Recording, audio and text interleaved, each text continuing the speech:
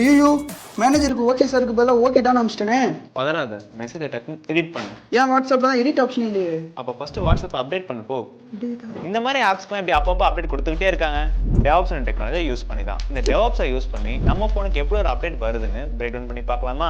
Welcome to tech made simple series part 8. இப்போ வாட்ஸ்அப்பில் editor ஒரு நியூ ஃபீச்சரை கொண்டு வரணும். அதுக்கான பிளான் பண்ணுவோம், அந்த பிளானை ஃபாலோ பண்ணுவோம். இதுதான் ஒரு யூஸ் பண்ணுறேன். அடுத்து எடிட் ஃபீச்சர்ஸ்க்கு தேவைப்படுற கோடெல்லாம் டெவலப் பண்ணி GitHubல ஒரு பாக்ஸில் சேஃபாக வச்சிருக்காங்க டெவலப்பர்ஸ். இப்போ கொண்டு வந்த சேஞ்சஸை டெஸ்ட் பண்ணணும். அதாவது எடிட் ஆப்ஷன் சரியா வேலை செய்யுதா, மெசேஜ் சரியா போகுதான்னு அதுக்கு நான் APM அண்ட் Selenium டூல்ஸை யூஸ் பண்ணுறேன். டெஸ்ட் பண்ணிட்டு இந்த கோட் எல்லாமே ஆட்டோமேட்டிக்காகவும் ஃபாஸ்ட்டாகவும் பில்ட் பண்ண யூஸ் பண்ணுற டூல் தான் Jenkins. இந்த ஹோல் ப்ராசஸ் தான் கண்டினியூஸ் இன்டகிரேஷன் சொல்றாங்க. இப்போ என்னோட ஆப்பை பேக்கேஜாக மாற்றி உங்கள் ஃபோனுக்கு ஒரு அப்டேட்டாக ஃபாஸ்ட்டாக டெலிவரி பண்ண Kubernetes டெலிவரி பார்ட்னரை யூஸ் பண்ணுவேன். இது கண்டினியூஸ் டெலிவரி.